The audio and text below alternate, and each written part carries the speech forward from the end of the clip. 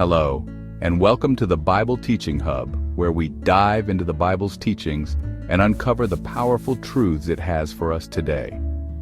Did you know that over 90% of Bible prophecies have already been fulfilled, from the rise and fall of empires to the birth, death, and resurrection of Jesus? Prophecy after prophecy has unfolded with precision. But what about the remaining ones? What do they mean for us? How do they fit into today's world? And could they be unfolding right now? Today, we're exploring the unfulfilled prophecies surrounding the war between Russia and Ukraine. Does the Bible give us clues about this conflict, and could it be part of a bigger picture?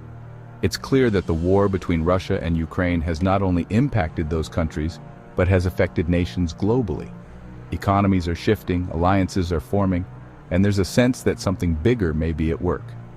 Interestingly, some Bible scholars believe that prophecies in the Old Testament might shed light on this conflict, specifically in books like Ezekiel, Daniel, and Revelation.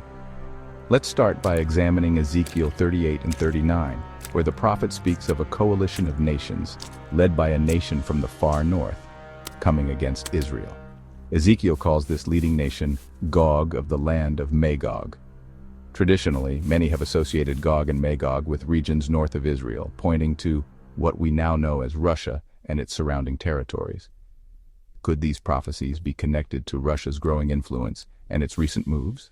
Before we dive further, let's break down what this prophecy says and how it might connect to current events. Ezekiel 38:15 says, "You will come from your place out of the uttermost parts of the north, you and many peoples with you." This passage speaks of a powerful alliance led by this northern leader, who many believe to be a symbol for Russia. So, how might this be relevant to Ukraine? Ukraine, like many nations, finds itself strategically located near Russia. As Russia pushes its influence further west, it could be seen as positioning itself for a broader reach, one that could eventually impact Israel. Some scholars suggest that these events may be the early stages of a larger biblical prophecy unfolding, setting the stage for a coalition of nations that could one day come against Israel. Now you may wonder, how do we know this is prophecy unfolding? After all, conflicts and wars are nothing new. But in Matthew 24:6-8, Jesus tells his followers that wars and rumors of wars will precede the end. He goes on to say that these events are the beginning of birth pains. Birth pains, what an interesting term. Just as birth pains increase in frequency and intensity before a baby is born, so too will these conflicts build toward a larger, ultimate event. Now, if this war is indeed a stepping stone in fulfilling prophecy, what does that mean for us? How will we know as it continues to unfold?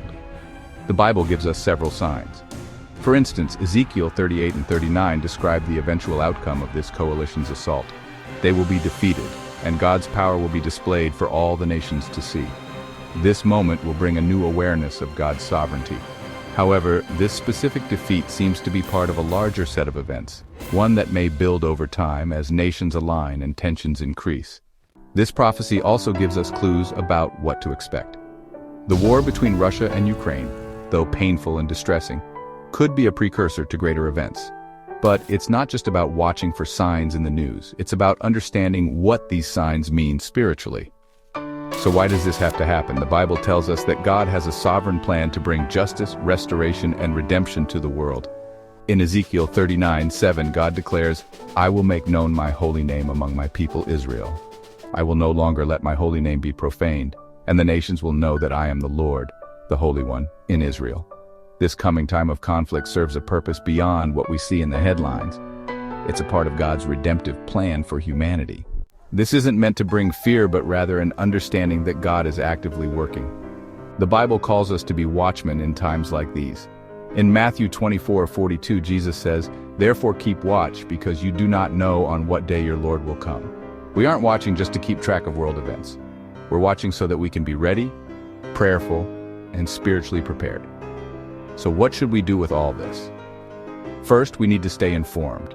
But let's not get consumed by fear or panic. Instead, we can approach these events with hope, knowing that God is in control. The Bible's prophecies remind us that God has a plan, and nothing in this world is outside of his power. Let's also use this time to strengthen our relationship with God.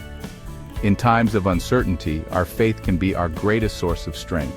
Jesus told his followers in John 16:33, "In this world you will have trouble, but take heart, I have overcome the world." By leaning into our faith, we can stand firm no matter what happens. As we continue to see world events unfold, remember that the Bible has already told us much of the story. Over 90% of its prophecies have come true, and the final chapters are yet to unfold. Whether the war between Russia and Ukraine is directly linked to Ezekiel's prophecy or not, we can take comfort in knowing that every step brings us closer to God's ultimate purpose. So keep watch, stay informed, and above all, stay grounded in your faith. If you found this message insightful, please like, subscribe, and join us again as we continue to explore the powerful prophecies of the Bible. Thank you for watching, and may God's peace be with you.